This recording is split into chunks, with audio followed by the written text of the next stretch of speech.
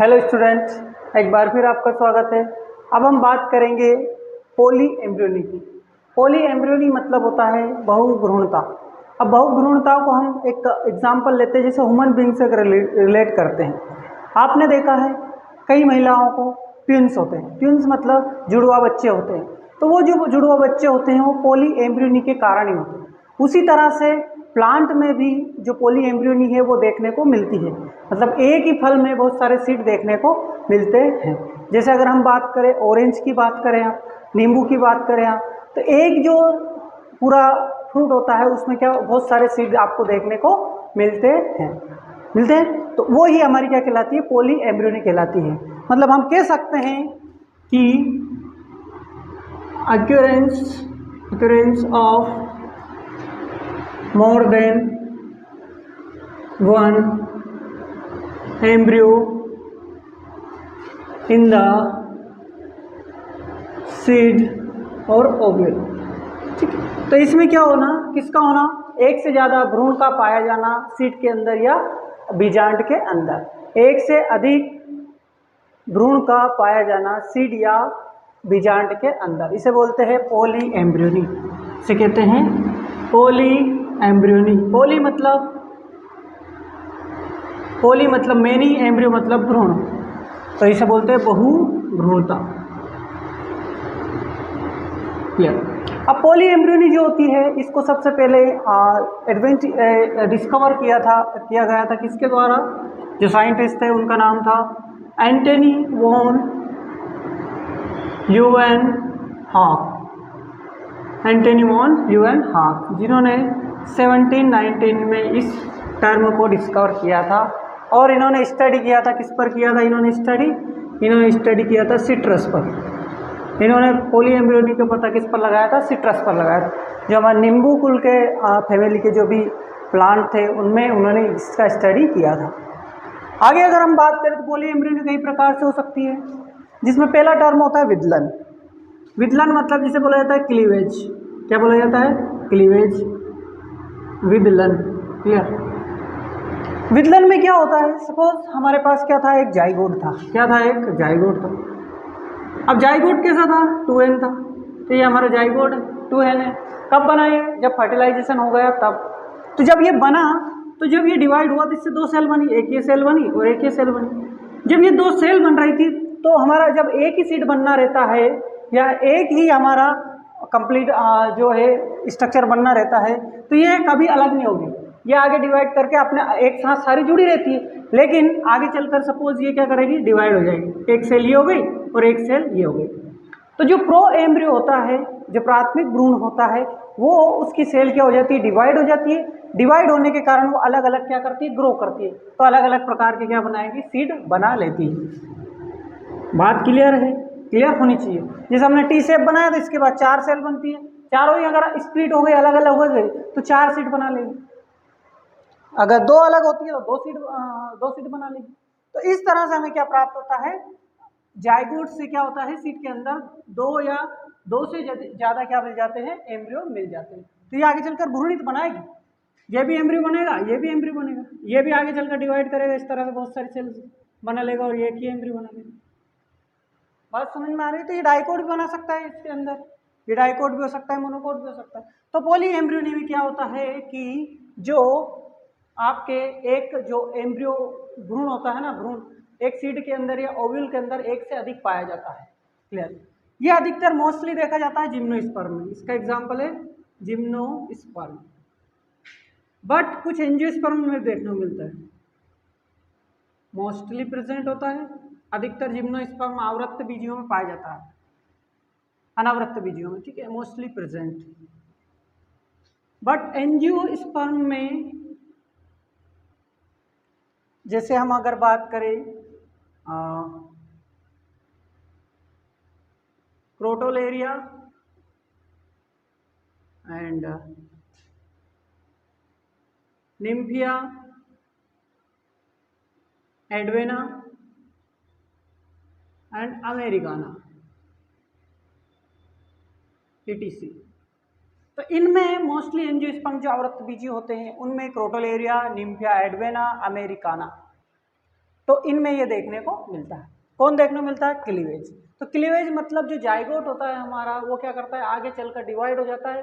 Divide होने के बाद वो स्प्लिट हो जाता है, अलग अलग हो जाता है। और अलग अलग दो जो सेल अलग हुई है, ये जो दो सेल अलग हुई थी, या सेपरेटली क्या करती है, ग्रो करती है। तो वो क्या बनाती है, अलग अलग भ्रूण बनाती है। तो इसे बोलते हैं क्लीवेज। सेकंड पॉइंट है हमारा, ये पहला था क्लीवेज एम्ब्रियोनी या विदलन प्रकार का। दूसरा है सामान्य, सिंपल पोली एम्ब्रियोनी। अब सिंपल पोली एम्ब्रियोनी में क्या होता है, more than one embryo sac present. More than one embryo sac present मतलब एक ओव्यूल के अंदर, ये हमारा ओव्यूल है, ओव्यूल के अंदर ये क्या है, ओव्यूल के अंदर क्या प्रेजेंट होता है, एम्ब्रियो सेक होता है। तो एक ये एम्ब्रियो सेक है और एक ये एम्ब्रियो सेक है। बात क्लियर है?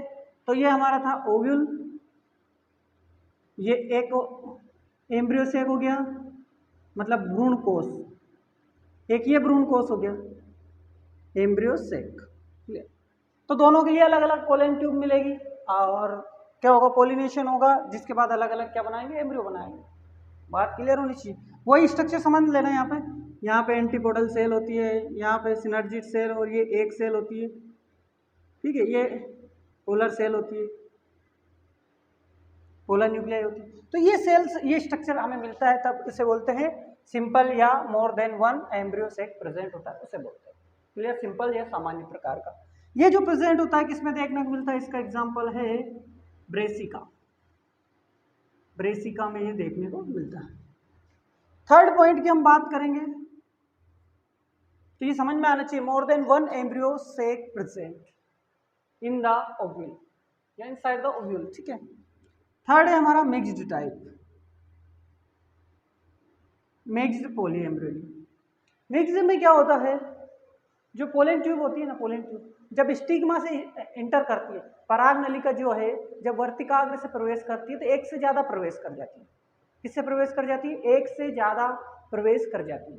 जब एक से ज़्यादा प्रवेश कर जाती है तो उसे बोलते हैं मिक्स्ड पोली एम्ब्रियोनी। मिक्स्ड मतलब मिश्रित प्रकार की, ये ऐसे सामान्य प्रकार की बोलेंगे, सामान्य बहुभ्रूणता, ये मिश्रित प्रकार की होती है। आ रही बात समझ में? तो मिक्स्ड में क्या होता है, जो more than one pollen tube, तो पराग नलिका जो होती है वो एक से ज़्यादा होती है। दिस इज आवर ओव्यूल, हमारा ये क्या है, ओव्यूल है। ये हमारी एग सेल है और ये हमारी सिनर्जिड है, सिनर्जिड। क्लियर? ये हमारी एंटीपोडल है, कौन सी है, एंटीपोडल है। ये सहायक कोशिका, अंध कोशिका, एंटीपोडल को हम बोलते हैं अध्रुवीय, और ये पोलर न्यूक्लियाई होते हैं, मतलब ध्रुवीय कोशिका। क्लियर? ये बात आपको यहाँ तक समझ में आनी चाहिए। अब क्या होगा, जब पोलन ट्यूब आएगी, ये एक पोलन ट्यूब ये है और एक ये है, दो पोलन ट्यूब आई, तो दो पोलन ट्यूब आएगी तो इसमें से क्या होंगे, न्यूक्लियस इंटर करेंगे। तो इंटर तो यहीं से करेगी, एक यहाँ से इंटर कर गई और एक इस भाग से इंटर कर गई, दो पोलन ट्यूब इंटर की। अब दोनों के न्यूक्लियस क्या होंगे, अब ज़्यादा नंबर में न्यूक्लियस बन रहे हैं, किसके, मेल गैमेट के, दो इसमें, दो इसमें, चार है, ठीक है। तो इसमें से क्या होगा, एक यहाँ पर इसके साथ फर्टिलाइज करेगा, एक यहाँ इसके साथ फर्टिलाइजेशन करेगा, एक यहाँ पर इस एंटीपोडल सेल के साथ फर्टिलाइज करेगा, एक यहाँ सिनर्जिड सेल के साथ फर्टिलाइज करेगा। तो चार मेल गैमेट बन रहे हैं, तो एक सिनर्जिड सेल के साथ लग जाएगा, एक पोलर न्यूक्लियाई के साथ हो जाएगा, एक सेल के साथ, और एक एंटीपोडल सेल के साथ। तो more than one pollen tube present होती है। तो ये पोलन ट्यूब क्या होगी, जब इसके अंदर न्यूक्लियस रहेंगे, मेल गैमेट रहेंगे, तो किसी ना किसी के साथ तो फर्टिलाइज करेंगे, इसे फ्यूज होंगे से किसी के साथ। तो जब इसे बोलते हैं मिक्स्ड प्रकार की पोली एम्ब्रियोनी। पहला एग्जाम्पल हमारा है, अगर वो सिनर्जिड सेल से पोलन ट्यूब का जो नेक्स्ट जो दूसरा वाला मेल गैमेट होता है, या चार मेल गैमेट होते हैं, चार में से अगर जो भी बचे हुए मेल गैमेट इसकी सिनर्जिड सेल के साथ फर्टिलाइज होते हैं, इसके साथ सिनर्जिड या सहायक कोशिका के साथ सिनर्जिड अगर फर्टिलाइज होती है तो वो किस में देखने को मिलता है, वो देखने को मिलता है आपको आर्जिमोन मैक्सिकाना। क्लियर। लेकिन अगर एंटीपोडल सेल के साथ अगर ये जो मेल गेमिट है, ये जो गेमिट है, इसके साथ एंटीपोडल सेल के साथ फ्यूज होते हैं तो वो देखने को मिलेगा आपको उल्मास अमेरिकाना। उल्मास अमेरिकाना में क्या देखने को मिलेगा कि वो एंटीपोडल सेल जो गेमिट है एंटीपोडल सेल के साथ क्या होंगे, फर्टिलाइज होंगे।